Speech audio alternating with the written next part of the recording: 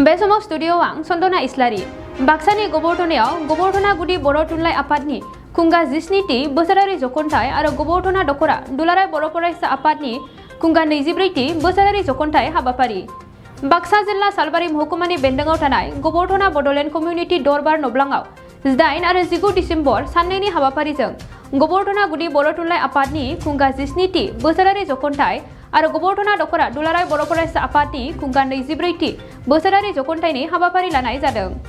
बेनिनो दिनै सेथि सान एबा 8 डिसेम्बर दिनैनि हाबाफारिया फारियै गाहाय लांगोना बेखेवनाय, गाहाय सायनासालि बेखेवनाय, गाहाय जामुंसालि बेखेवनाय, थान्दै बादा बेखेवनाय, थुनलाइयारि आयदा, मान बावनाय, थान्दै मेल, आलारि बाथि फोजोंनाय बायदि बायदि हाबाफारि लानाय जादों।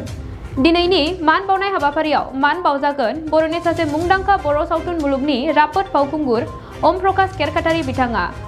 गबरधना दखरा एबसुनि आफादगिरि चन्दन मोसाहारि बिथाङा खौरांनि गेजेरजों मा फोरमायखो आबुङै मोनथिना लानि। बरपेटा रडनिफ्राय अनजय बसुमतारिनि खौरां।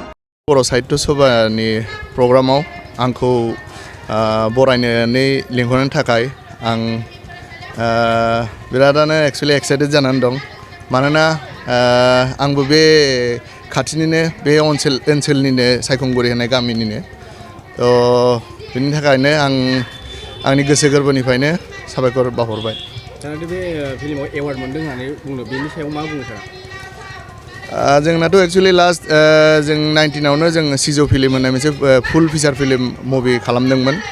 बे फिचार फिल्मा नेसनेल इन्टारनेसनेल अनेक जायगायावनो जोङो बान्था मोनदों आरो last international film festival of Goa माने जायखौ बुङो जों इन्डियान पेनरमा, बे जाहैबाय सबसे जोंनि इन्डियानि इन्टारनेसनेल नि मोनसे बिराद गेदेर मोनसे मा होनो प्लेटफर्म मोनसे।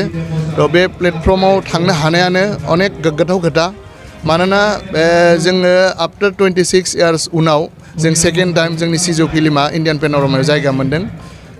बेवहाय बे हाबाफारिजों लोब्बा लाखिनानै जोङो बर'निनो गेजेराव सासे मुंदांखा फावखुंगुर ओम प्रकाश केरकाटारि बिथांखौ जों बेवहाय बिथाङा जिहेतु जोंनि दखरानिनो सिङाव थानाय सासे मुंदांखा फावखुंगुर, बे हिसाबै बिथांखौ जों दखरा आफाद लोगोसे गुदि बर' थुनलाइ आफाद जथायै जों बिथांखौ दिनै मान बावदों।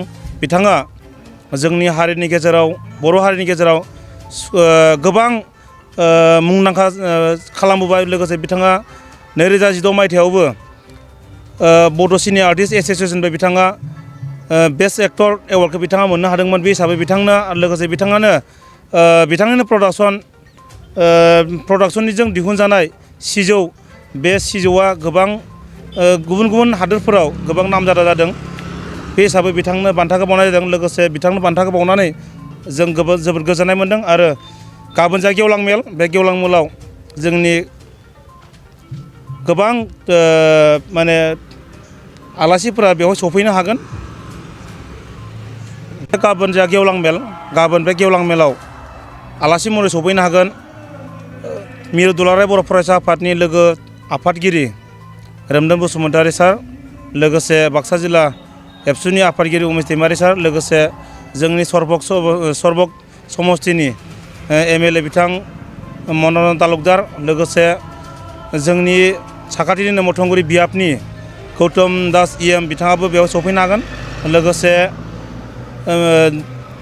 बर' थुनलाइ आफादनि गोबां मिरुनि दैदेनगिरि बिथांमोना बेवहाय बाहागो लागोन आरो गाजा गोमजायैनो गाबोननि हाबाफारिया जाफुंगोन होननानै आसा खालामबाय। आरो लोगोसे साखाथि फाखाथिनि गासै दखरानि सिङाव थानाय रायजो राजा बिथांमोनखौ लैहोर फैनानै जोंनि हाबाफारिखौ मेहेरगोनां खालामफैनो थाखाय आं गुरै खावलायबाय। गोजोन्थों। मोनसे गोजोनथाव खौरां। गोजोननि नोगोर क'क्राझाराव थानाय बाजार इन्डिया आरो MRM हस्पिटाल साखाथियाव बडलेण्ड थेरापिस्ट सेन्टाराव थुब्ला ब्रह्मआ गुबुन गुबुन रोखोमनि सानाय सुनाय गोनां सुबुंफोरनि थाखाय फाहामथाय होनाय जायो। जेरै जान्जि सानाय, हान्थु सानाय, गोदोना सानाय, आदै सानाय, आफादावदै सानाय, जानजि जरा सानाय, खर' सानाय, सिनस्रि जरा सानाय, बैफोरबायदि सुबुंफोरनि सानायफोरखौ फाहामथाय होबोगासिनो दं। सोरबाफोर बे बेरामाव गोग्लैनाय सुबुंफोरा बे खाबुखौ लानो हागोन। गोबां मिन्थिनो थाखाय नैबे जानबुं नङाव फन खालाम 9974030738।